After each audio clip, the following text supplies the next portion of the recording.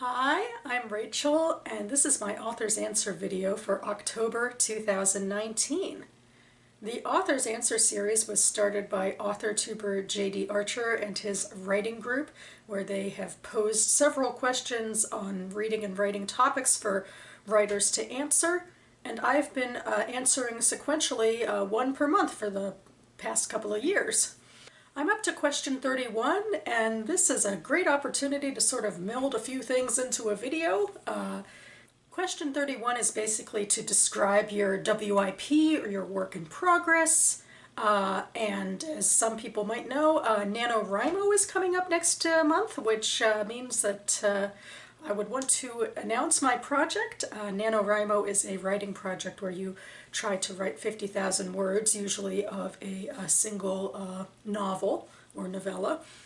And I figured I would do all of this with a tag that I found online, the Spilling Your Tea on Your WIP by Evie Driver. I'll link to her video down below. That being said, this tag really feels more appropriate for something that's more in development rather than still in the planning stages, but I'll do what I can here. So anyway, for this NaNoWriMo in 2019, I will be working on a fantasy project, and as per my quarterly goals that I recently announced for the fall, I'm starting to work on a snowflake outline, and I have a tagline for the project, which is, "A girl is chosen as a goddess's prophet and confronts her people's enemy, the wolf." So question number one is, what inspired your WIP's inception or idea? And for me, it was a few things. It really just required a perfect mix to make them work together, hopefully. I wanted to delve into partial fairy tale retellings of Peter Pan and Little Red Riding Hood, as you might be able to tell from that tagline. I also wanted to write a story on what I call feminine magic. This crystallized for me when watching some scenes in Game of Thrones Season 7. It's when Arya and Sansa are reunited, well, throughout that season, and there's a lot of talk and resentment about Sansa being the favored sister for being skilled in the feminine arts.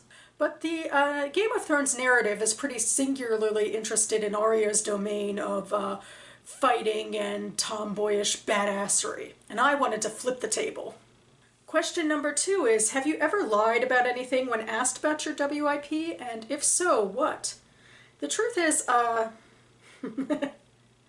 don't think lie would be the right word, because I really haven't been talking about this much with other people. I do think in a way I've been lying a lot to myself. Of a sort, or perhaps creating too many obstacles around ideas like, is this project YA or adult? Can I write a fantasy novel, which should be something like 90,000 words, when so far the longest thing I've ever written is my literary fiction novella at 36,000 words? How can I flesh all of this out, and what are subplots? How do I fit them in?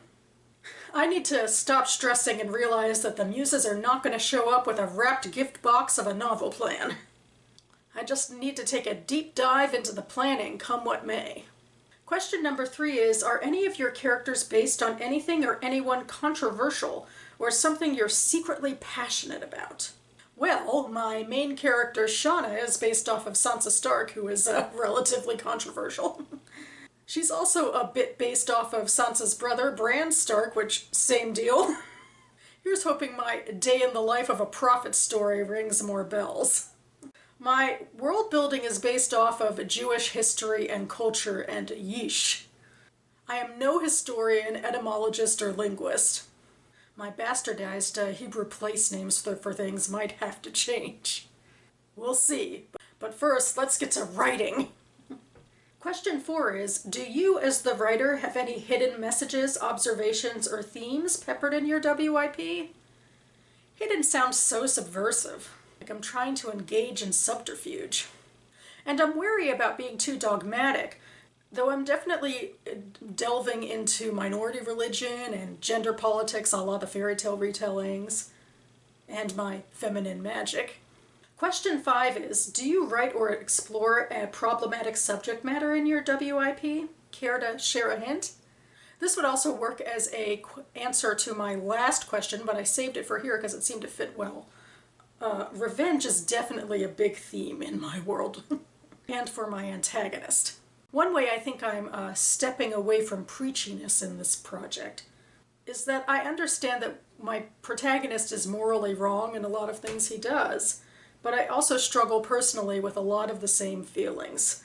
They're not unfounded given his situation, so I think I'll be able to write him with a lot of humanity, and he won't be the mustache-twirling villain.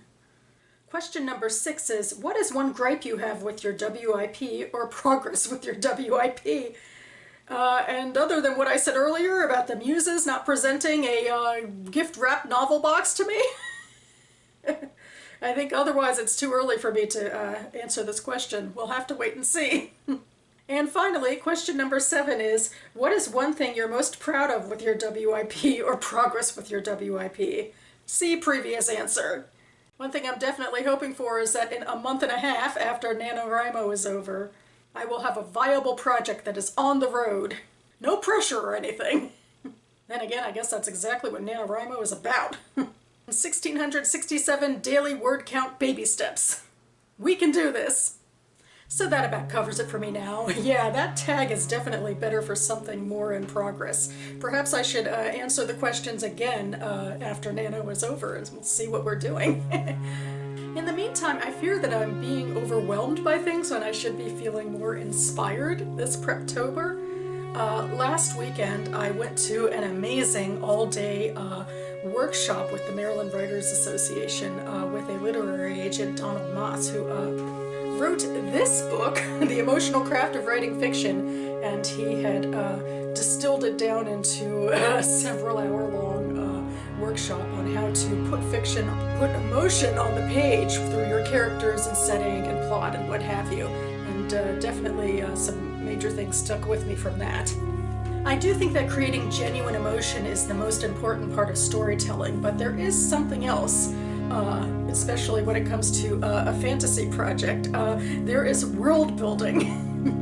And I mention that now because, like, the morning before I got on the road for this workshop, I watched a Jenna Moresi video where her sponsor was World Anvil, which is an online world building platform which seems ridiculously thorough, and I am falling through the rabbit hole. Man, I wish I knew about this platform in my last quarter or two and had integrated it into my goals about world building that I had back then.